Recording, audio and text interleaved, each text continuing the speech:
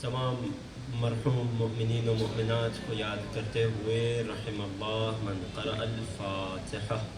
بسم اللہ الرحمن الرحیم، الحمد للہ رب العالمین، الرحمن الرحیم، مالک یوم الدین، ایاک نعبد و ایاک نستعین، اہدنا الصراط المستقیم، صراط الذین انعمت علیہم غیر المغضوب علیہم ولا الضالین۔ لا حول ولا قوة إلا بالله العلي العظيم۔ أعوذ بالله السميع العليم من الشيطان اللعين الرجيم۔ بسم الله الرحمن الرحيم۔ الحمد لله الذي خلقنا في أمة الذي فاز رتبته إلى قاب قوسين،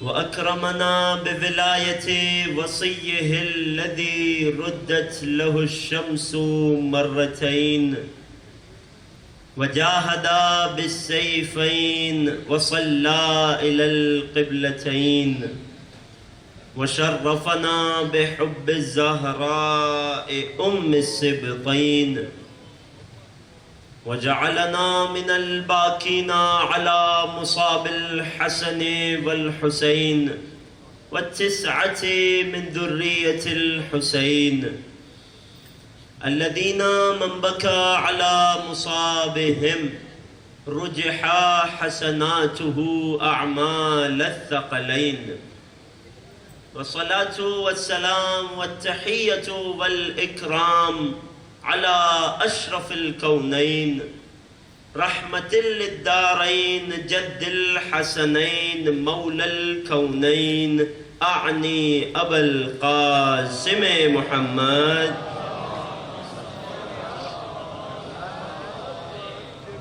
وعلى أهل بيته الأطيبين الأطهرين، رحمة الله على محبيهم، ولعنة الله على أعدائهم، ومنكري فضائلهم، وغاصبي حقوقهم أجمعين.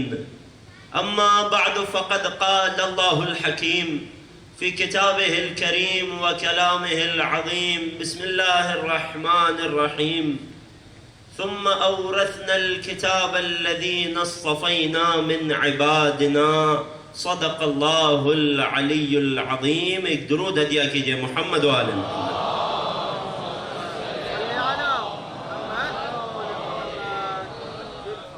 عزیزان محترم، محبان حیدر کرار، عزاداران آل اطہار، السلام علیکم ورحمۃ اللہ۔ خدا کا بے پناہ شکر ادا کرتے ہیں اس عظیم نعمت پر کہ اس نے ہمیں محمد و آل محمد کا چاہنے والا اور ماننے والا بنایا۔ عزیزان محترم، سلسلہ گفتگو کی یہ چھٹی تقریر، موضوع گفتگو میراث انبیاء، اس حوالے سے ہماری بات جاری و ساری تھی۔ ہم نے قرآن سے وارثوں کو تلاش کیا، ہم نے آیات کی روشنی میں زمین کے وارثوں پر بات کی، جنت کے وارثوں پر بات کی۔ کل کی گفتگو میں انبیاء کی میراث پر کچھ عرائض آپ کی خدمت میں مزید پیش کیے گئے۔ سورہ مریم کی وہ ابتدائی آیات یقیناً آپ کے اذہان عالیہ میں محفوظ ہوں گی۔ انبیاء کی مالی میراث کے حوالے سے بات جاری تھی۔ آج بتوفیق الہی کتاب کے وارثوں پر کچھ عرائض پیش کرنے ہیں، لیکن اس سے پہلے کہ ان کتاب کے وارثوں کو تلاش کیا جائے، کل کی گفتگو کا کچھ مختصر سا باقی ماندہ حصہ انشاءاللہ کہ برداشت کریں گے۔ مالی میراث پر کل بات جاری تھی، انبیاء کی مالی میراث پر 2 سے 3 عرائض ہیں، اور پھر میں وارثین کتاب پر کچھ عرائض پیش کروں گا۔ عزیزان محترم، کل ہم نے یہ جانا کہ کس طرح سے شہزادی کونین حقدار تھیں اپنے بابا کی تمام تر مالی اور منصبی میراث کی۔ کس طرح سے مولائے کائنات حقدار تھے اپنے بھائی رسول اللہ کی تمام تر مالی اور منصبی میراث کے۔ اس ضمن میں ایک عرض اور ایک پیغام جہاں جہاں تک یہ گفتگو پہنچ رہی ہے، یہ بات یاد رکھیے گا کہ اب جب کہ ہم نے شہزادی کونین دختر رسول کی سیرت کو جان لیا، جب ہمیں یہ علم ہو گیا کہ دختر رسول کے ساتھ کیا ہوا، جب ہمیں شہزادی کی میراث کے بارے میں معاملات کا علم ہو گیا اور ہمیں شہزادی کے حق بجانب ہونے کا بھی یقین ہے، تو اب فاطمہ زہرا سے محبت رکھنے والا کوئی ایک شخص بھی، پیغام شہزادی کا چاہنے والا کوئی شخص کبھی کسی کی میراث کو ہڑپ نہیں کرے گا۔ خاص طور سے جہاں تک پیغام پہنچ رہا ہو، جہاں تک آواز جا رہی ہو، اگر ہمارے دل میں فاطمہ بنت محمد شہزادی کونین سلام اللہ علیہا کی محبت ہے، ایک درود پڑھیے شہزادی کے آگے۔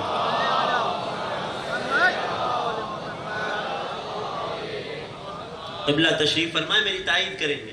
اگر ہمارے دل میں فاطمہ بنت رسول خدا کی محبت ہے تو کبھی کسی کی میراث کو ہم نہ کھائیں گے، کبھی کسی کو اس کی میراث سے محروم نہیں کریں گے، اور خاص طور سے پیغام، خاص طور سے کبھی کسی بیٹی کو اس کے باپ کی میراث سے محروم نہ کریں گے۔ یہ بہت اہم معاملہ ہے، ہمارے معاشرے کے بڑے مسائل میں سے ایک مسئلہ۔ والد کا انتقال ہوا، کچھ بھائی ہیں کچھ بہن ہیں، بہنیں اپنے گھر بیاہی جا چکی ہیں، بھائیوں نے ملی بھگت کر کے والعیاذ باللہ خدا سب کو محفوظ رکھے کسی کا مال کھانے سے، ملی بھگت کر کے کیا کیا، بہنوں کا مال کھا لیا۔ یہ معاملات معاشرے میں بہت زیادہ دیکھنے میں آتے ہیں، بہت زیادہ مثالیں ہیں۔ کئی افراد ہمارے پاس بھی اپنے واقعات، اپنے مسائل لے کر تشریف لاتے ہیں، بہت بڑی تعداد مسائل کی میراث سے تعلق رکھتی ہے۔ بس یہ ایک جملہ کافی ہے کہ شہزادی کونین کا ماننے والا کبھی کسی کی، اور خاص طور سے کسی بیٹی بہن کی میراث نہیں کھا سکتا۔ سورہ مبارکہ فجر میں خدا ارشاد فرماتا ہے، سورہ فجر تو جانتے ہیں نا کہ جس کا دوسرا نام سورہ حسین بھی ہے۔ اس سورہ فجر میں خدا ایک پیغام دیتا ہے، فَأَمَّا الْإِنسَانُ إِذَا مَبْتَلَى۔ بات کا آغاز کچھ یہاں سے ہوتا ہے، إِنَّ رَبَّكَ لَبِالْمِرْصَادِ، کہ تیرے پروردگار نے ہر انسان کو اس کے مہرے سے تھام رکھا ہے۔ ہر انسان جتنا اونچا اڑے تیرے رب کے قابو میں ہے۔ اے خدا کیسے ہے؟ آیت نے بتایا، اگلی آیت نے خدا کا ارشاد ہوا، فَأَمَّا الْإِنسَانُ إِذَا مَبْتَلَاهُ رَبُّهُ فَأَكْرَمَهُ وَنَعَّمَهُ۔ جب تیرا پروردگار اس انسان کا امتحان لیتا ہے، امتحان کیسے لیتا ہے، آزمائش میں کیسے ڈالتا ہے؟ خدا فرماتا ہے جب دے کر آزماتا ہے، فَأَكْرَمَهُ، جب اسے عزت عطا کر دیتا ہے معاشرے میں، وَنَعَّمَهُ، جب اسے مال دنیا اور نعمت عطا کر دیتا ہے۔ میں نے پہلی تقریر میں عرض کیا تھا، خدا کسی کو دے کر آزماتا ہے، کسی سے لے کر آزماتا ہے، یہ دونوں آزمائشیں ہیں۔ جسے دے رہا ہے اس کا امتحان یہ ہے کہ کس قدر شکر ادا کرتا ہے اور کس قدر وافر نعمت میں خدا کی دوسری مخلوق کو شامل کرتا ہے، اور جس سے لے کر آزما رہا ہے اس کا امتحان یہ ہے کہ کس قدر صبر کرتا ہے، شکایت سے کس قدر بچتا ہے۔ فَأَمَّا الْإِنسَانُ إِذَا مَبْتَلَاهُ رَبُّهُ، جب انسان کو اس کا پروردگار آزماتا ہے، کیسے؟ دے کر، فَأَكْرَمَهُ وَنَعَّمَهُ، اسے عزت و توقیر بھی بخشتا ہے، مال دنیا بھی عطا کرتا ہے، تو انسان اپنے آپ کو بڑا سمجھنے لگتا ہے، اس میں اپنی عظمت سمجھنے لگتا ہے، اپنے آپ کو اس کا ذمہ دار اور سبب سمجھنے لگتا ہے۔ کیا کہتا ہے قرآن؟ کہتا ہے انسان فوراً سے اپنے ذہن میں یہ گمان کر لیتا ہے، فَيَقُولُ رَبِّي أَكْرَمَنِ، شاید میں خدا کا بہت پسندیدہ بندہ ہوں، میرا خدا میرا اکرام کر رہا ہے، میرا خدا مجھے عزت بخش رہا ہے۔ نہیں، یہ امتحان ہے۔ دوسرا امتحان خدا فرماتا ہے وَأَمَّا إِذَا مَبْتَلَاهُ، اور جب ہم اپنے بندوں کو آزمائش میں ڈالتے ہیں، امتحان میں ڈالتے ہیں، کیسے؟ فَقَدَرَ عَلَيْهِ رِزْقَهُ، جب اس کے رزق کو اس پر تنگ کر کے اسے آزماتے ہیں. کبھی فراوانی رزق سے آزما رہا ہے، کبھی تنگی رزق سے آزما رہا ہے. تو اب یہ اپنے آپ کو کمتر اور حقیر سمجھنے لگتا ہے. کیا کہتا ہے؟ فَيَقُولُ رَبِّ أَهَانَنِ، میرا پروردگار تو میری توہین، میری اہانت کر رہا ہے. خدا ہمیں بتانا چاہ رہا ہے، پیغام یتیم اور میراث کے حوالے سے پیش کر رہا ہوں. خدا ہمیں بتانا چاہ رہا ہے مال دنیا نہ ہونا کمال ہے اور نہ اس سے محروم ہونا کوئی پستی ہے. ارشاد ہوا تمہارا رزق تنگ کیوں کرتا ہے خدا، امتحان کیوں لیتا ہے؟ توجہ ہے، چھوٹی سی عرائض ہے انشاءاللہ کہ برداشت کریں گے، پھر بات کو آگے بڑھانا ہے. سلامت رہے سب مل کے. علی مشکل کشا، سلامت رہیں یا علی کہنے والے. جب خدا تیرا امتحان لیتا ہے رزق کو تنگ کر کے، تو یہ سمجھتا ہے کہ تیرے رب نے تیری اہانت کی. نہیں، تو خود اپنے رزق میں تنگی کا سبب بنا. کیسے؟ آواز قدرت آئی، کلا بل لا تکرمون الیتیم. تمہارا رزق تنگ اس لیے نہیں ہے کہ خدا کی بارگاہ میں تم حقیر ہو گئے، نہیں، تم خود یتیم کا احترام نہیں کرتے، تم یتیم کا اکرام نہیں کرتے. معاشرے کا کوئی چھوٹا آدمی تمہارے سامنے آ جائے، معاشرے کی زبان میں بات کر رہا ہوں، تو تم پلٹ کے جواب سلام تک نہیں دیتے. کلا بل لا تکرمون الیتیم، تم یتیم کا احترام نہیں کرتے. ولا تحاضون علی طعام المسکین، تم مسکین اور فقیر کو کھانا کھلانے پر ایک دوسرے کو ابھارتے نہیں ہو. فقط نیکی کر لینا کافی نہیں ہے، نہیں، دوسروں کو نیکی کی دعوت دینا بھی ضروری ہے. اگلی آیت کیا کہتی ہے؟ میری گفتگو سے متصل بات. وَتَأْكُلُونَ التُّرَاثَ أَكْلًا لَمًّا، یہ جو دنیا میں تم پر پریشانیاں آ رہی ہیں، آزمائشیں آ رہی ہیں، رزق تنگ ہو رہا ہے، بیماریاں آ رہی ہیں، اسپتال کے چکر لگائے جا رہے ہو، گھر میں بلاؤں نے ڈیرے ڈال لیے ہیں، پریشان حال ہو، کبھی کسی تعویذ والے کے پاس جاتے ہو، کبھی کسی در پہ چلے جاتے ہو، تم کبھی اپنے گریبان میں بھی تو جاگو. وَتَأْكُلُونَ التُّرَاثَ أَكْلًا لَمًّا، تم دوسروں کی میراث کو پوری طرح ہڑپ کر جاتے ہو. وَتُحِبُّونَ الْمَالَ حُبًّا جَمًّا، مال دنیا سے تمہیں بہت زیادہ محبت ہو گئی ہے. ایک جملے میں خلاصہ، فاطمہ کی محبت دل میں رکھنے والا کبھی کسی کی میراث نہیں کھائے گا. ایک درود پڑھیے محمد و آلہ.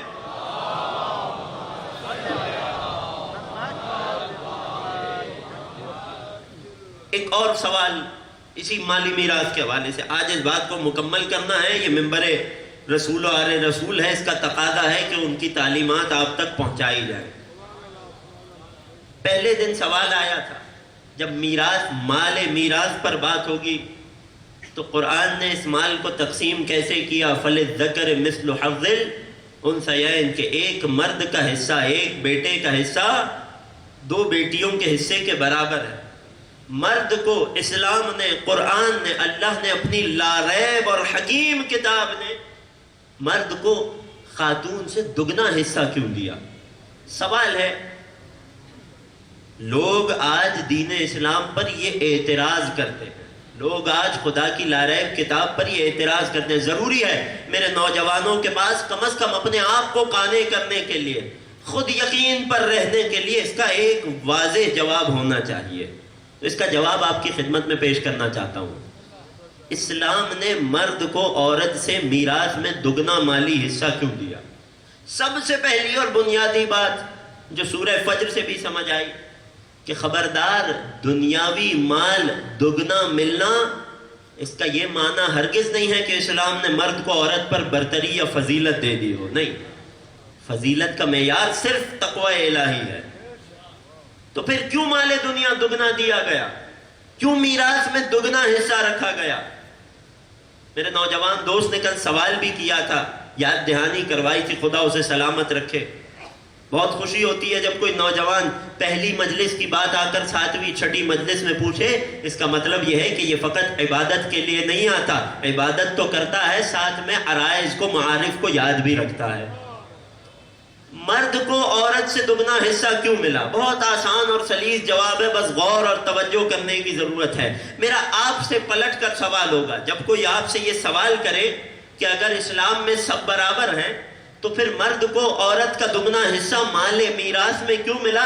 تو میرا آپ سے سوال ہے کہ کل کو جب ایک عورت کی ایک مرد سے شادی ہوگی، نتیجے میں خدا انہیں اولاد عطا کرے گا، تو اب اس اولاد اور اس خاتون کی پرورش کا ذمہ کس کی گردن پر ہے؟ کس کی ذمہ داری ہے؟ کس پر واجب ہے کہ گھر سے نکلے، محنت کرے، مزدوری کرے، اپنے خون پسینے کو بہائے اور اپنے بچوں اور خاتون کے لیے معاشرتی لحاظ سے ایک مناسب روزگار کا انتظام کرے؟ کس کی ذمہ داری ہے؟ اسلام نے جہاں باپ کو، جہاں مرد کو مالی حق دگنا دیا ہے تو وہیں اس پر مالی ذمہ داری بھی دگنی ڈالی ہے۔ یہ ہے خلاصہ اس جواب کا۔ تفصیل میں جائیے تو طویل گفتگو بھی ہو سکتی ہے، ہم نہیں جائیں گے اس طرف۔ اور آسان کروں، اسلام کا طریقہ کار یہ ہے، اسلام اس قدر معتدل مذہب ہے کہ جسے جتنا رتبہ دیا اس پر اتنے فرائض بھی ڈالے، جس کا جتنا مرتبہ اس کی ذمہ داری بھی اتنی۔ اگر ماں کے پیروں تلے جنت رکھی ہے تو ماں کی ذمہ داری بھی بہت بڑی رکھی ہے۔ آپ نے حدیث نبوی سن رکھی ہے نا، الجنت تحت اقدام الامہات، جنت ماں کے قدموں تلے ہے۔ اس حدیث کی علماء دو طرح سے تشریح کرتے ہیں، لطف آئے گا، توجہ کیجئے گا، میری ماؤں بہنوں کے لیے خاص پیغام۔ جنت کو ماں کے قدموں تلے رکھا گیا، ہم جب اس حدیث کو سنتے ہیں تو کیا سمجھ آتا ہے؟ یہ ماں کا احترام ہے، یہ ماں کا رتبہ ہے، یہ ماں کا مرتبہ ہے، یہ ماں کی فضیلت ہے، اس میں کوئی شک نہیں ہے۔ مگر اسی حدیث کو ایک اور زاویے سے بھی دیکھیے، الجنت تحت اقدام الامہات، جنت بچے کی جنت، اولاد کی جنت ماں کے قدموں تلے رکھ دی گئی ہے۔ چاہے تو بچے کو وہاں تک پہنچا دے، چاہے تو اپنے بچے کی جنت اپنے پیروں تلے روند دے۔ ایک حدیث میں ماں کا رتبہ بھی ہے اور ذمہ داری بھی ہے۔ یہ اسلام کا طریقہ کار ہے، جتنا مرتبہ اتنی ہی ذمہ داری۔ اگر مرد کو مال میں عورت سے دگنا حصہ دیا جا رہا ہے تو مال کما کر گھر والوں کا پیٹ پالنا بھی اسی پر ذمہ داری ڈالی جا رہی ہے، خاتون پر نہیں ڈالی گئی۔ وہ قیامت کے دن خدا کے سامنے جواب دہ نہیں ہوگی اگر اس نے بچوں کا پیٹ پالنے کے لیے مال نہیں کمایا، لیکن اگر مرد نے یہ جرم کیا تو سخت ترین عذاب اور سزا کا مستحق ہوگا۔ جب ذمہ داری زیادہ ہے تو مرتبہ بھی زیادہ ہے، تو میراث میں حصہ بھی زیادہ ہے۔ اگر بات پہنچ گئی ہے تو ایک درود پڑھیے محمد والے۔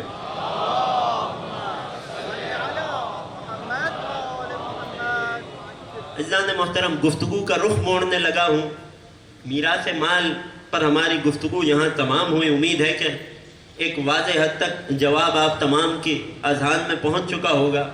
گفتگو کا رخ موڑنے لگا ہوں، گزارش یہ ہے کہ محمد و آل محمد پر اس سے بہتر ایک صلوات ہدیہ کیجیے۔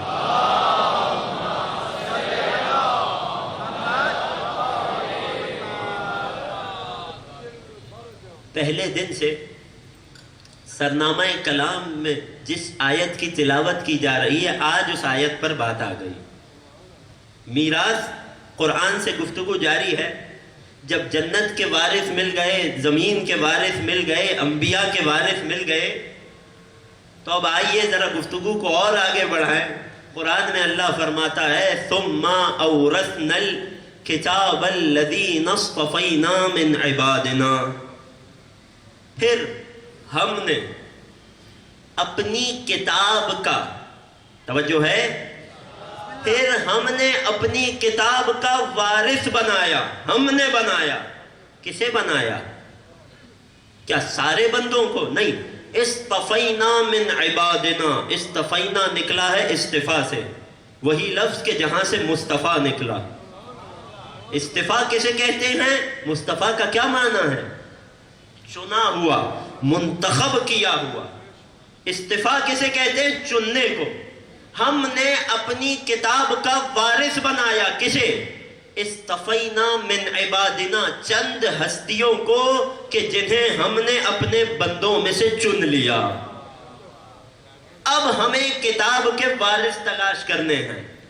تمام 8-10 ارب جتنی بھی آبادی ہے یا بڑھتی چلی جائے گی، ان تمام میں سے ہمیں ان چنے ہوئے لوگوں کو تلاش کرنا ہے کہ جنہیں اللہ نے کتاب کا وارث بنایا. اب یہ ایک سفر ہے کہ جس کا میں آغاز کرنے جا رہا ہوں. توجہات میرے ساتھ رکھیے گا. ہم نے اپنی کتاب کا وارث بنایا. سورہ مبارکہ فاطر کی آیت. ہم نے اپنی کتاب کا وارث بنایا اپنے بندوں میں سے مصطفیٰ بندوں کو، چنے ہوئے بندوں کو. ایک مثال سے بات کو آگے بڑھاؤں گا. یہ کتاب کیا ہے؟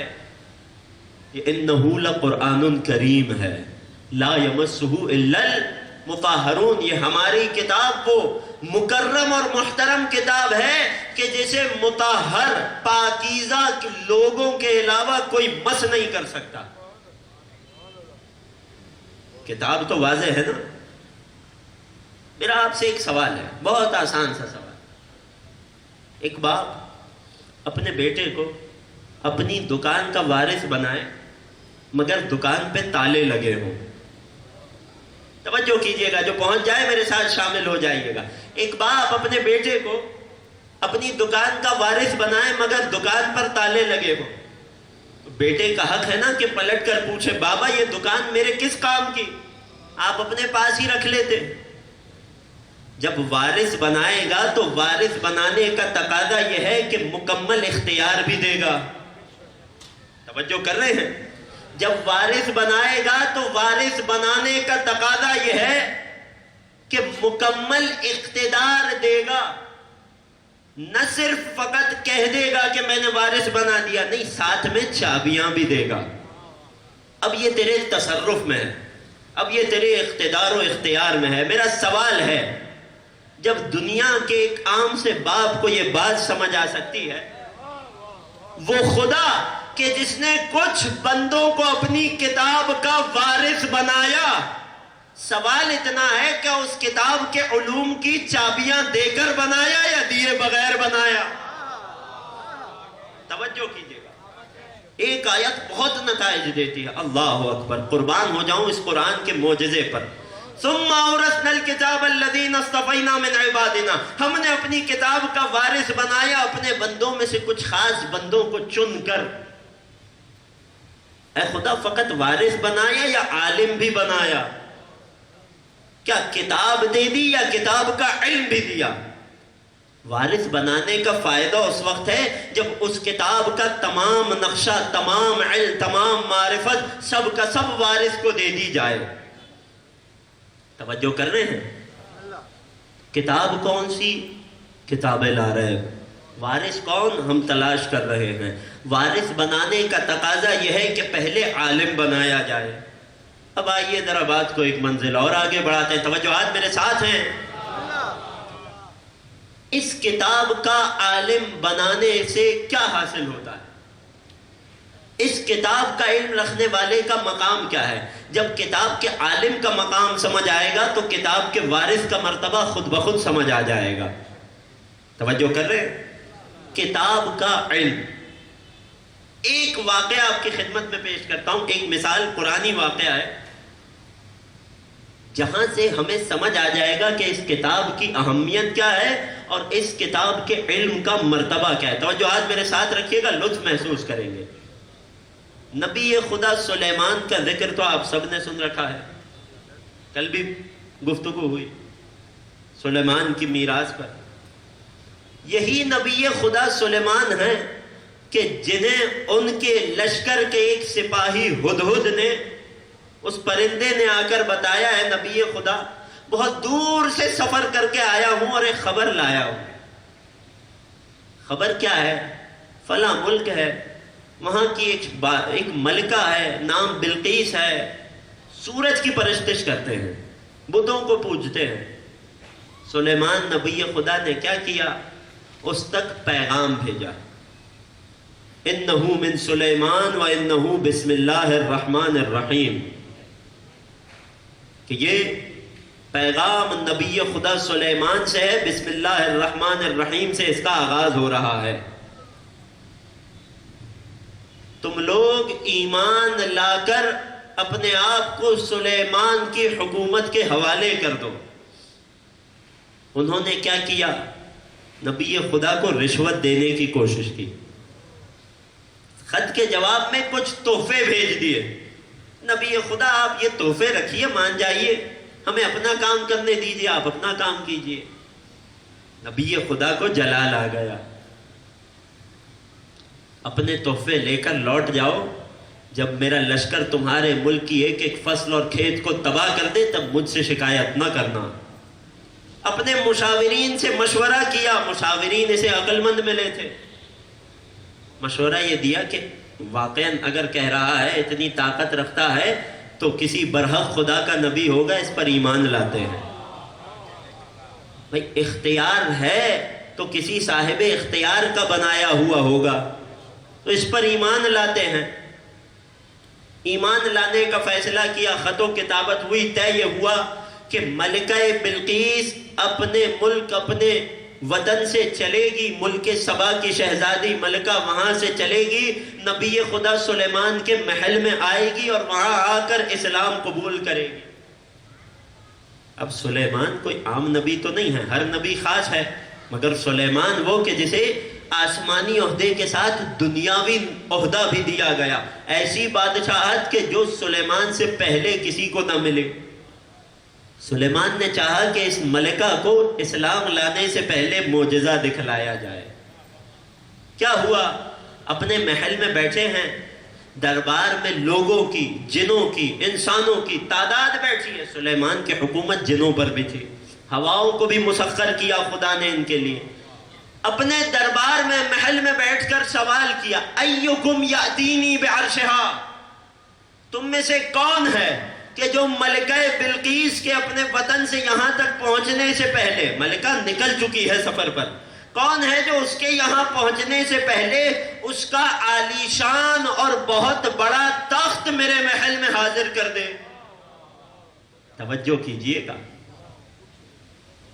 سورہ نمل کا واقعہ کیا ہوا؟ قال عفریت من الجن، درباریوں میں ایک عفریت جن تھا۔ عفریت جن کی ایک قسم، ڈر کر تو نہیں سنیں گے، عفریت قسم کا ایک جن اٹھا، انا آتیک بہ قبل ان تقوم من مقامک، اللہ اکبر، مہینوں کا سفر ہے، اے نبی خدا آپ اپنی جگہ سے اٹھے، اس سے پہلے میں حاضر کر دوں گا۔ بڑا اکڑ کر کہا تھا، نبی اللہ نے مسکرا کر فرمایا یہ تو بہت دیر ہے۔ توجہ کیجئے گا، نتیجہ پیش کرنے لگا ہوں۔ اب قرآن کی آیت کچھ کہتی ہے، اللہ اکبر، جن کہہ رہا ہے، جنوں میں بڑا جن، عفریت کہہ رہا ہے، اے نبی خدا اپنے تخت سے آپ اٹھیں، اپنی جگہ سے، نشست سے اٹھیں، اس سے پہلے میں پیش کر دوں گا۔ نبی خدا کہہ رہی ہیں تو بہت دیر ہے، کوئی اس سے جلدی لا سکتا ہے؟ قرآن میں سورہ نمل کی آیت کہہ رہی ہے، اب کون کھڑا ہوا؟ اب جن نہیں اٹھا، اب ایک انسان اٹھا۔ قرآن نے اس انسان کا نام نہیں بتایا، صفت بتائی ہے۔ کون اٹھا؟ قال الذی عندہ علم من الکتاب، اب وہ اٹھا کہ جس کے پاس کتاب کا علم نہیں تھا، کتاب میں سے کچھ تھوڑے سے کا علم تھا۔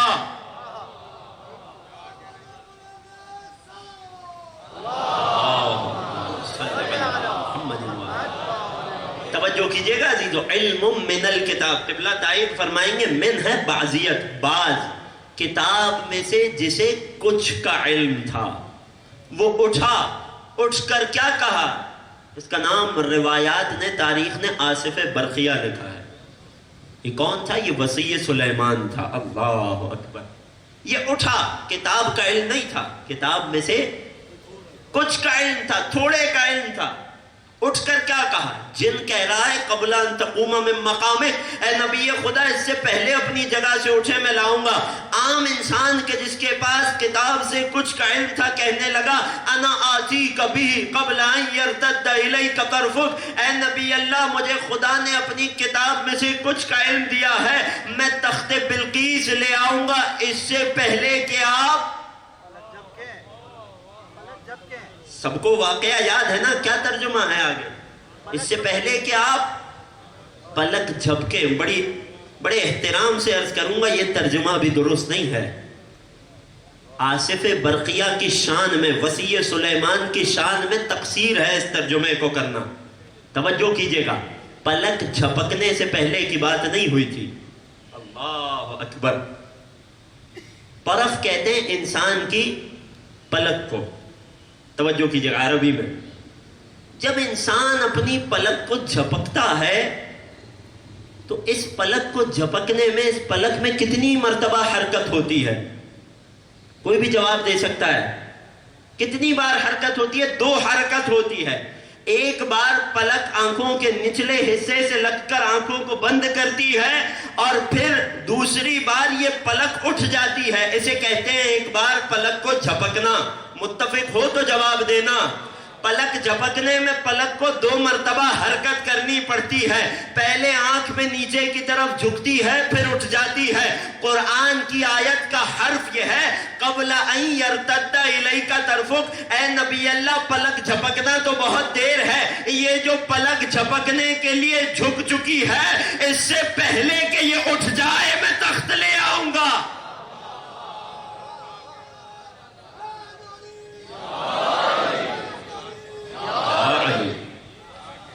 کیا تھا اس کے پاس؟ کون سی طاقت تھی؟ علم من الکتاب، کتاب میں سے کچھ کا علم تھا۔ یرتد الیک طرفک، یرتد نکلا ارتداد سے، ارتداد نکلا ہے رد سے۔ رد کرنا کسے کہتے ہیں؟ پلٹا دینے کو۔ یرتد الیک طرفک، جو پلک جھپکنے کے لیے جھک گئی ہے، اس سے پہلے کہ اٹھ جائے میں تخت بلقیس لاؤں گا۔ سلیمان نے اجازت دی، یہ تخت بلقیس لے آیا۔ میرا تمام سننے والوں سے سوال ہے، نبی خدا کے اختیار پر ایمان تو سب رکھتے ہیں نا؟ سلیمان کی اس لامحدود حکومت پر تو سب کا عقیدہ ہے۔ مجھے ایک بات بتاؤ، نبی خدا تھے، اتنی وسیع حکومت کے مالک تھے، اپنا ملکہ بلقیس کا تخت خود کیوں نہ لے آئے؟ توجہ نہیں کر رہے عزیزو۔ سلیمان نبی خدا ہیں، ملکہ بلقیس کا تخت خود کیوں نہ لائے؟ علماء نے لکھا سلیمان چاہتے تو اتنی ہی رفتار سے ملکہ بلقیس کا تخت اپنے محل میں حاضر کر دیتے، مگر سلیمان اپنے اصحاب کے درمیان اپنے وصی و جانشین آصف برقیہ کا تعارف کرانا چاہتے تھے۔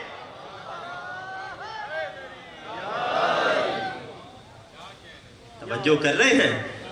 اب سمجھ آیا کہ وہ محمد مصطفیٰ کہ جو خود بھی کعبے کی چھت سے بتوں کو توڑ سکتے تھے،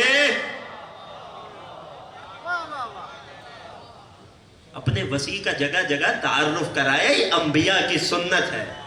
بات آ گئی عزیزوں، جس کے پاس کتاب میں سے کچھ کا علم ہو وہ اتنا طاقتور۔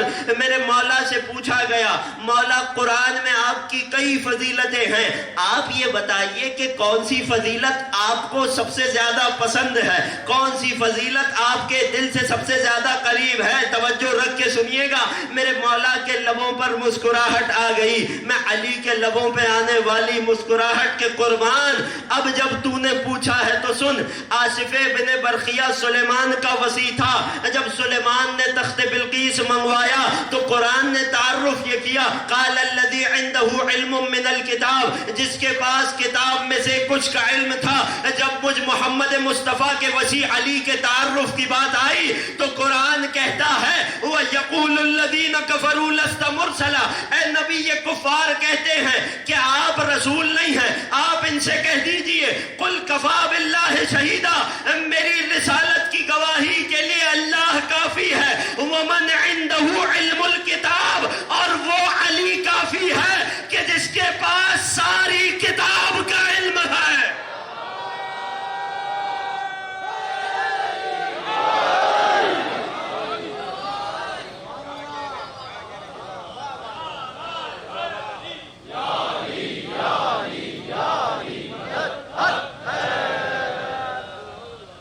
توجہ کر رہے ہیں عزیزو؟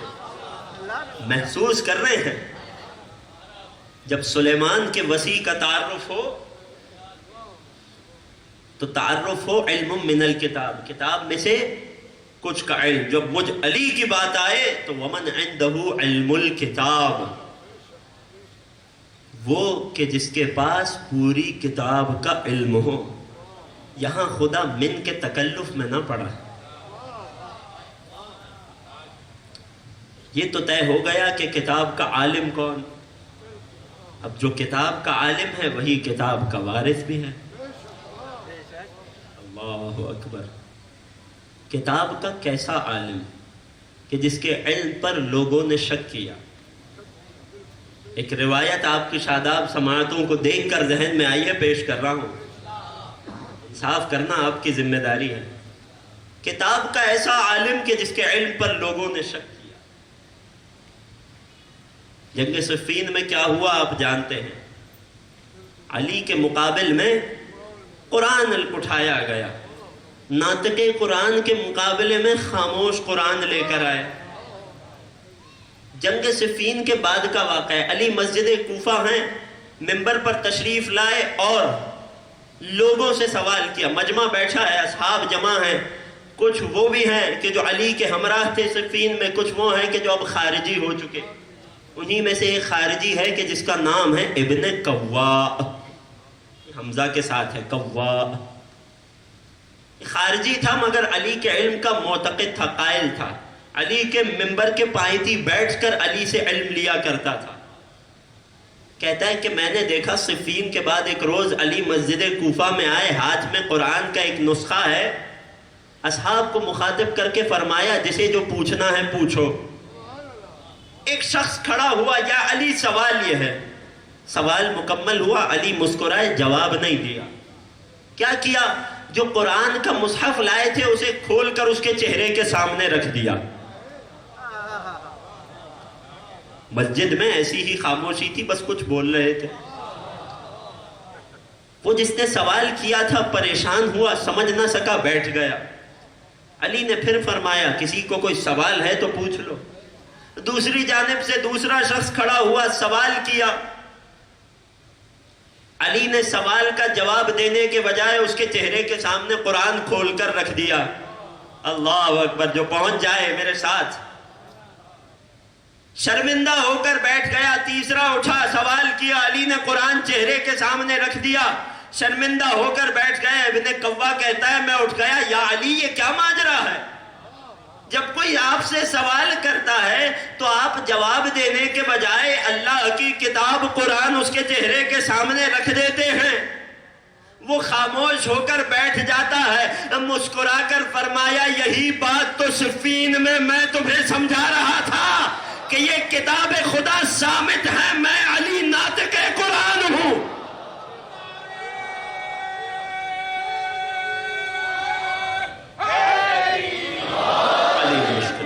اللہ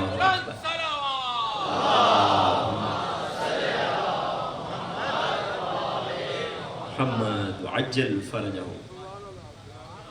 جو کتاب کا وارث ہوگا وہ کتاب کا عالم بھی ہوگا. تو جس کے پاس کتاب کا علم مل جائے سمجھ لینا وہی کتاب کا وارث ہے. بات بہت آسان ہے مگر دنیا والوں نے اسے بڑا مشکل بنایا. آیت ذہن میں ہے نا، ثم اورثنا کتاب الذین اصطفینا من عبادنا. یہ من وہی من ہے، علم من الکتاب والا. اپنے بندوں میں سے کچھ کو چن کر ہم نے اپنی کتاب کا وارث بنایا. آیت ذہن میں رکھیے گا.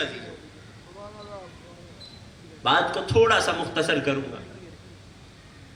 8ویں امام سلطان عرب و عجم علی ابن موسیٰ الرضا علیہ السلام.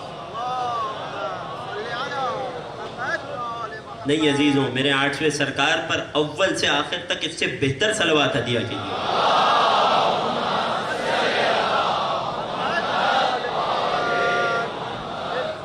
آٹھویں امام کے دور میں مبارک میں جب امام کو مدینے سے خراسان طلب کیا گیا تو امام راستے میں مرو نامی سرزمین پر رکے جو آج خراسان کا ایران کا حصہ ہے.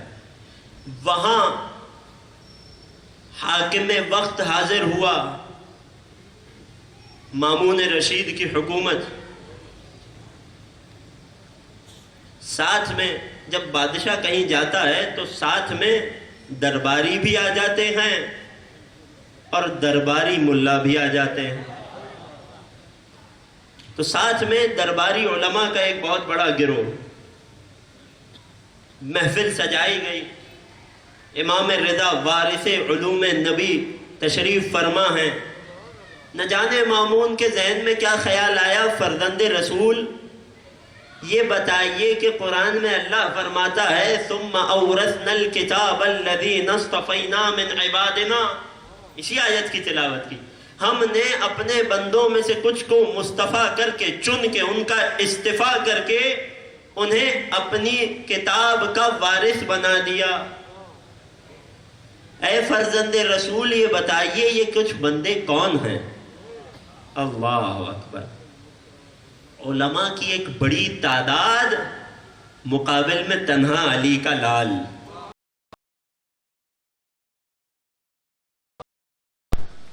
آج فقط ابتدا پیش کر کے گفتگو کو مکمل کروں گا، باقی مناظرہ کل کی گفتگو میں پیش کروں گا. اس مناظرے کا اگر ایک جملے میں خلاصہ پوچھو تو قرآن ناطق نے قرآن صامت سے اپنے فضائل گنوائے. اس سے مراد کیا ہے؟ کون سے بندے ہیں؟ ثم اورثنا الکتاب، کہ جنہیں ہم نے چن کر اپنی کتاب کا وارث بنایا. امام سے پہلے درباری علماء بول پڑے کہ اے حاکم اس سے مراد تمام امت ہے. اب ذرا ترجمہ کر کے دیکھیے گا، باقی باتیں تو بعد میں. ہم نے اپنی کتاب کا وارث اپنے بندوں میں سے ایک امت کو چن لیا، تو پھر پیچھے کون بچ گیا؟ استفینا من عبادنا، بندوں میں سے کچھ کو چنا. اس کا تقاضا یہ ہے کہ 10 ہوں تو ان میں سے ایک کو چن لیا جائے تو 9 پیچھے باقی رہ جائیں. جب مطلب امت ٹھہرا، وارث قرآن امت ٹھہری، تو پھر پیچھے کون بچا کہ جنہیں خدا نے وارث نہیں بنایا؟ درباری علماء نے کہا یہ پوری امت ہے. مامون نے امام کی طرف نگاہ کی، آپ کی کیا رائے ہے؟ فرمایا میری رائے میں یہ سب غلط کہہ رہے ہیں. اللہ اکبر، یہ سب غلط کہہ رہے ہیں. پھر صحیح کیا ہے؟ فرمایا یہاں ان چنے ہوئے بندوں سے مراد امت نہیں ہے، عطرت ہے. کون ہے؟ فرمایا وہی ہیں کہ جنہیں رسول کتاب کا ہمراہی بنا کر چھوڑ گئے، کہ جن کے بارے میں رسول جاتے جاتے فرما گئے انی تارکن فیکم الثقلین کتاب اللہ و عطرتی اہل بیتی، کہ تمہارے درمیان 2 قیمتی چیزیں چھوڑے جا رہا ہوں، ایک اللہ کی لاریب کتاب اور دوسری میری عطرت، میرے اہل بیت. ما ان تمسکتم بہما لن تضلوا بعدی ابدا، جب تک تم ان کے دامن کو تھام کر رکھو گے کبھی گمراہی کی راہ پر نہ جاؤ گے. امام کا جواب پہنچ گیا. مچلنے لگے. مشکل حق اور باطل کو تلاش کرنے کی نہیں تھی، مشکل یہ تھی کہ بادشاہ کی نگاہ میں ہمارا مقام کم نہ ہو جائے، ہماری جہالت آشکار نہ ہو جائے. سوال کیا فرزند رسول یہ بتائیے کہ یہاں عطرت سے مراد کیا ہے؟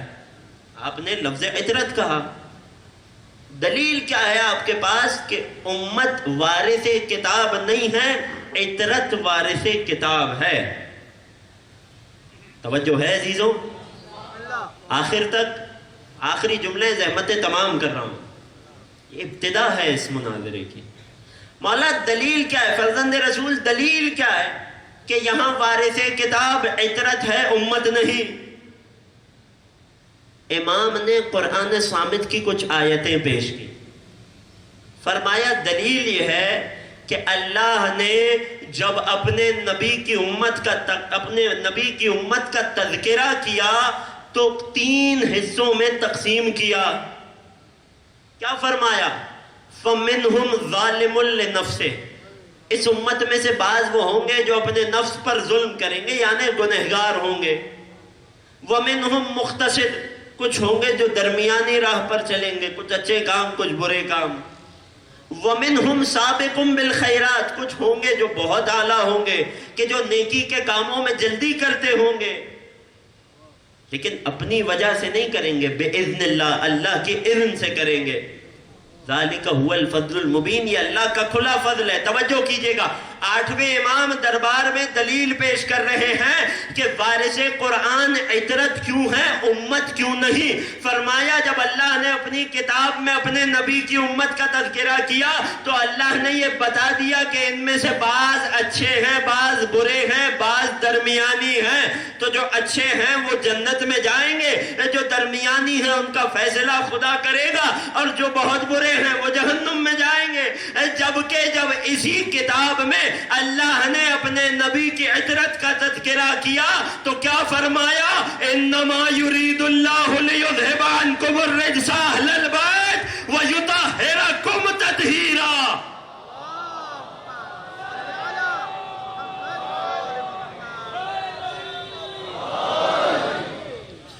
جب امت کا تذکرہ ہوا تو کچھ گنہگار ٹھہرے، کچھ اچھے ٹھہرے، کچھ درمیانی ٹھہرے۔ جب ہجرت کا تذکرہ ہوا تو بتایا اللہ کا ارادہ یہ ہے کہ ہم انہیں ہر قسم کے رجس سے دور رکھیں گے۔ اے حاکم مجھے صرف اتنا بتا دے کہ وارث قرآن جنت میں ہوں گے یا دوزخ میں؟ جتنے وارث قرآن ہیں یقینی بات ہے سب کے سب جنتی ہوں گے۔ امت میں دیکھیے تو بعض جنتی چہرے، بعض جہنمی چہرے، بعض وہ کہ جنہیں اپنا پتہ نہیں۔ ماننا پڑے گا کہ تنہا عطرت وہ ہے کہ جسے خدا نے ہر قسم کے رجس سے دور رکھا ہے۔ نتیجے میں یہ سب کے سب جنتی نہیں، جنت کے سردار قرار پائے، اور یہی وہ ہیں جنہیں چن کر خدا نے کتاب کا وارث بنا دیا۔ بس عزیزوں، آج یہیں پر گفتگو کو روکتا ہوں۔ مناظرے میں اگلی بات کیا ہے؟ سوال ہوا تھا کہ پھر یہ بتائیے کیا یہ عطرت وہی آل ہے؟ جب امام نے جواب دیا تو سوال ہوا تھا پھر آل اور امت میں کیا فرق ہے؟ اللہ اکبر! یقین جانیے 1400 سال گزر گئے، آج تک لوگوں کو آل اور امت کا فرق سمجھ نہیں آیا۔ آج بھی کچھ ہیں جو کہتے ہیں آل بھی امت جیسی۔ کل تفصیل سے پیش کروں گا۔ یہی وارث کتاب تھے، یہی وارث رسول تھے، یہی عطرت رسول تھے، یہی آل رسول تھے کہ جن کے مرتبے کو نہ پہچانا گیا، نتیجے میں واقعہ کربلا رونما ہوا۔ بس عزیزوں، منزل مصائب کے قریب آ گیا۔ آج 6 محرم کی شب ہے۔ آج سے کربلا کی ماؤں کو ان کے بچوں کا پرسہ پیش کرنا ہے۔ آج سے بنی ہاشم کے جوانوں کے مصائب کا تذکرہ ہے۔ آج سے مجلس میں آنا تو خود کو رونے کے لیے آمادہ کر کے آنا۔ اور جانتے ہیں ان مصائب کے ذکر کا آغاز کس ہستی سے ہوگا؟ آج ایک بی بی کو ان کے ایسے 2 بیٹوں کا پرسہ پیش کرنا ہے کہ جو خود کبھی اپنے بیٹوں پر نہ روئی۔ آج اس شہزادی آقا زادی کو پرسہ پیش کرنا ہے جس نے کبھی کربلا سے کوفہ، کوفہ سے شام، شام سے کربلا، کربلا سے مدینے کبھی اپنے بچوں کا پرسہ قبول نہیں کیا۔ اگر کیا تو فقط اپنے بھائی حسین کا پرسہ قبول کیا۔ کبھی اپنے بچوں پر نہ روئی، اگر روئی تو فقط بھائی حسین کا ماتم کیا۔ آج علی کی علی بیٹی کو ان کے 2 شہزادوں کا پرسہ پیش کرنا۔ آج ام المصائب کو ان کے بیٹوں کا پرسہ پیش کرنا ہے۔ رونے میں شرمائیں گے تو نہیں عزیزوں؟ 2 شہزادے ہیں، کم سن ہیں، ایک کا نام عون ہے، ایک کا نام محمد ہے۔ 9 سے 10 برس، 11 برس دونوں شہزادوں کی عمر ہے۔ اولاد والے بیٹھے ہو، اس عمر کے بچے گھر میں کتنی رونق کا باعث ہوتے ہیں۔ زینب کے گھر کی رونق ہے دونوں شہزادے۔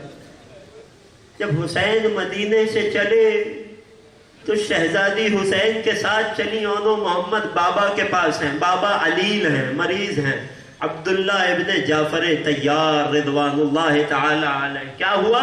حسین مدینے سے سفر کو چل چکے، مکہ پہنچے، مکہ سے چلے گئے کوفہ کی جانب۔ ایک منزل پر حسین نے راستے میں سفر کو روکا ہے، ٹھہرایا ہے، اور دیکھا کہ کچھ گھڑ سوار ہماری طرف آ رہے ہیں۔ حسین علم امامت سے جانتے تھے، عباس خیمہ لگائیے، ایک خیمہ نصب کیجئے۔ جب آنے والے آئے تو کیا دیکھا کہ شہزادی زینب کے شوہر عبداللہ ابن جعفر طیار ہیں، تنہا نہیں ہیں، اپنے دونوں لال، اپنے دونوں شہزادے ساتھ لے کر آئے۔ شہزادی کو خبر کی گئی ہے، شہزادی آپ کے شوہر آئے ہیں، آپ سے ملاقات کرنا چاہتے ہیں۔ زینب کا دل تڑپ گیا، خیمہ لگایا گیا، عبداللہ کو بٹھایا گیا، شہزادی زینب تشریف لائی۔ توجہ کیجئے گا اور محسوس کر کے روئیے گا، ذرا دیکھیے گا اس بہن کا دل اپنے بھائی کے لیے کس طرح تڑپتا تھا۔ خیمے میں داخل ہوئی، پریشان ہے، ہاتھ لرز رہے ہیں، پیر کپکپا رہے ہیں۔ اے عبداللہ، میں شریعت کے تحت آپ کے امر کی پابند ہوں، مگر اے عبداللہ یاد رکھیے گا، اگر اپنی زینب کو واپس لے جانے آئے ہیں تو میں آپ کے امر کی بات مان کر آپ کے ساتھ لوٹ جاؤں گی، مگر اپنے حسین کے بنا یہ زینب زندہ نہ رہ پائے گی۔ اجرکم علی اللہ، اجرکم علی الزہرا۔ رونے میں نہ شرمانا عزیزوں۔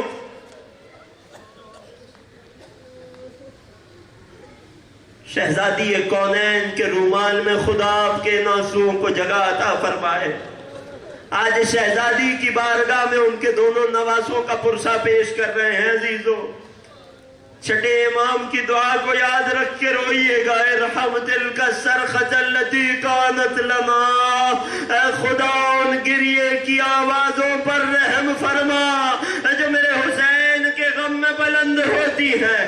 آٹھویں امام نے صحابی کو مخاطب کر کے کہا تھا، مجلس جاری تھی، مصائب خواہ مصائب پڑھ رہا تھا، دوران مصائب میرے مولا آٹھویں امام نے چہرے کو اٹھایا، اپنے صحابی کو مخاطب کر کے پوچھا، میرے جد حسین کے مصائب پڑھے جا رہے ہیں تو روتا کیوں نہیں ہے؟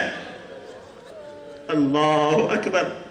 تڑپ کر اپنے رومال کو مولا کی بارگاہ میں پیش کیا، مولا میں رو رہا ہوں، میری آنکھوں سے آنسو جاری ہے، یہ دیکھیے میرا رومال تر ہے۔ اب فرمایا ایسے نہ رو، میرے حسین کو ایسے رویا کر کہ جیسے بوڑھی ماں اپنے جوان بیٹے کے لاشے پر تڑپتی ہے۔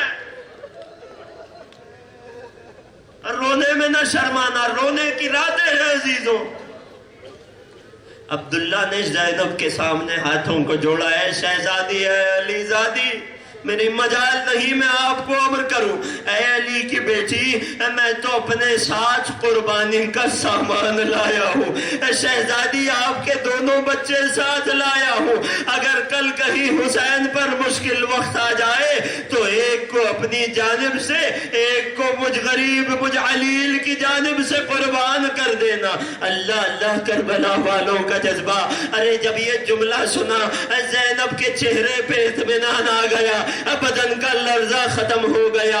عبداللہ دونوں شہزادوں کو حسین کے حوالے کر کے، ماں کے حوالے کر کے وہیں سے لوٹ گئے، کربلا پہنچے، یہاں تک کہ روز عاشور آ گیا۔ دونوں کم سن بچوں کے پاس ماں آتی ہے، اے اونو محمد، حسین کا ایک ایک صحابی جا رہا ہے، اب تو حسین کے بیٹوں پر بات آ گئی، خبردار میں یہ منظر نہ دیکھوں، ماں کو شرمندہ نہ کرنا کہ حسین کی اولاد قربان ہو جائے اور زینب کی اولاد بچ جائے۔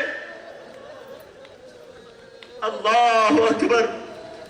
بچے تڑپ کر کہتے ہیں، ماں ہم کیا کریں، امو مامو اجازت نہیں دیتے۔ اللہ اکبر۔ خود اپنے شہزادوں کو لیا، حسین کے پاس آئی، بھیا کیا بہن کی بات ٹالو گے؟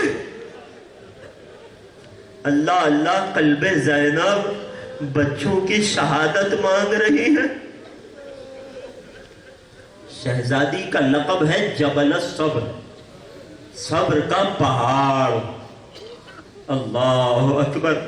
اے زینب، میں تیرے ان کمسن شہزادوں کو ابھی اجازت نہیں دے سکتا، ابھی فوج میں جوان باقی ہیں، ابھی بچوں کی باری نہیں آئی۔ تڑپ کر ایک جملہ کہا ہے، بھیا اگر قیامت میں ماں فاطمہ زہرا نے پوچھ لیا کیا منہ دکھاؤں؟ اجرکم علی اللہ، اجرکم علی الزہرا۔ تڑپ کر روئیے گا۔ زینب کو ان کے شہزادوں کا پرسہ دے رہے ہیں عزیزوں، رونے میں نہ شرمائیے، آوازوں کو بلند رکھیے۔ حسین نے بہن کی بات مان کر شہزادوں کو جنگ میں جانے کی اجازت دی۔ اللہ اکبر۔ حیدر کرار کے نواسے ہیں، جعفر طیار کے پوتے ہیں، کمسن ہیں تو کیا ہوا، پیاسے ہیں تو کیا ہوا، زینب کے شیر دل بیٹے ہیں، ارے مقتل میں گئے ہیں، تلوار چلاتے جاتے ہیں، بتاتے جاتے ہیں ہم جعفر کے پوتے ہیں، ہم حیدر کرار کے نواسے ہیں، ہم علی کے وارث ہیں، ہم جعفر کے وارث ہیں۔ اس پیاس کے عالم میں اس قدر جنگ کی کہ فوج کے لشکر کو دھکیل کر پانی کے قریب پہنچ گئے۔ ادھر سے ماں بلند ٹیلے پر بچوں کی جنگ دیکھ رہی ہے۔ میں نے بزرگ علماء سے سنا، ارے فوراً زینب عباس کے پاس دوڑی، اے عباس مقتل کی طرف دوڑ کر جائیے، میرے بچے فرات کے قریب ہیں، ارے جا کر پیغام پہنچائیے۔ اے بچوں، ماں نے کہا ہے خبردار، جب تک حسین کا اصغر پیاسا ہے پانی کو منہ نہ لگانا۔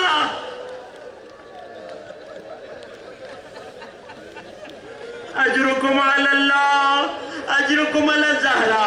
عباس مقتل کے قریب گئے، بچوں کو آواز دی، بچوں نے ماں کا پیغام سنا، دوبارہ فرات سے دور ہٹنے لگے۔ اللہ اکبر۔ ارے پیاسے بچے، کم سن بچے جنگ کرتے تو کتنی کرتے۔ ارے ایک وقت آیا زخموں کی تاب نہ لا سکے، زین فرس سے زینب کا جگر زمین کربل پہ آنے لگا۔ آواز دی، چچا مامو حسین مدد کو آئیے، مامو عباس مدد کو آئیے۔ ادھر سے حسین دوڑے، ادھر سے عباس چلے، دونوں شہزادوں کے لاشوں کو اٹھایا اور خیمے کے پاس لائے ہیں۔ سوال کیا، اے رباب، اے لیلا، ان دونوں بچوں کی ماں کہاں ہے؟ ارے جب تلاش کیا گیا تو کیا دیکھا؟ اپنے خیمے میں سجدے میں سر رکھے بیٹھی ہے۔ اے خدا، میری قربانی کو قبول۔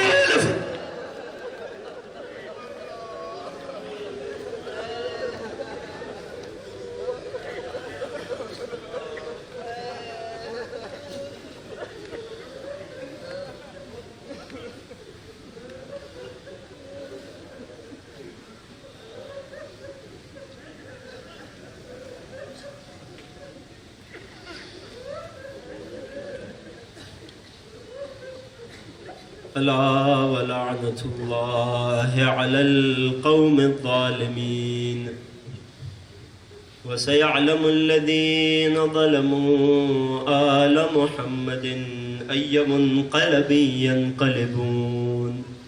بار الہا، تجھے واسطہ زینب کے اس پہاڑ دل کا، ارے بار الہا تجھے واسطہ شہزادی کی مظلومیت کا، تجھے واسطہ شہزادی کی عظمت کا، بار الہا تجھے واسطہ شہزادی کے قربان بیٹوں کا، بار الہا جو مومنین بے اولاد ہیں انہیں زینب کے اون و محمد کے صدقے اولاد نرینہ و صالحہ عطا فرما۔ بار الہا جو صاحب اولاد ہیں انہیں اولاد کی بہترین تربیت کی توفیق عطا فرما۔ جو مومنین و مومنات فرش عزا پہ بیٹھے ہیں، پریشان حال ہیں، ان کی تمام پریشانیوں کو دور فرما۔ بار الہا جو بیمار ہیں انہیں شفائے کامل و عاجل عطا فرما۔ بار الہا ان تمام عزاداران حسین کے رزق میں برکت و وسعت عنایت فرما۔ بار الہا غم کوئی نہ دے ہم کو سوائے غم شبیر۔ شبیر کا غم بانٹ رہا ہے تو ادھر دے، بار الہ جو بیمار ہیں انہیں شفائے کامل و عاجل عطا فرما، بار الہ ہمارے مرحومین کی مغفرت فرما، بار الہ ملک خدا داد پاکستان کی حفاظت فرما، اسے دشمنوں کے شر سے محفوظ فرما، اسے دن دگنی رات چگنی ترقی عطا فرما، بار الہ سب سے بڑی دعا، سب سے بڑی آرزو، فرزند زہرا قائم آل محمد کے ظہور میں تعجیل فرما، اور ہمیں مولا کے اعوان و انصار میں شمار فرما۔ ربنا تقبل منا انك انت السميع العليم وتب علينا انك انت التواب الرحيم بجاه محمد وآله الطيبين الطاهرين۔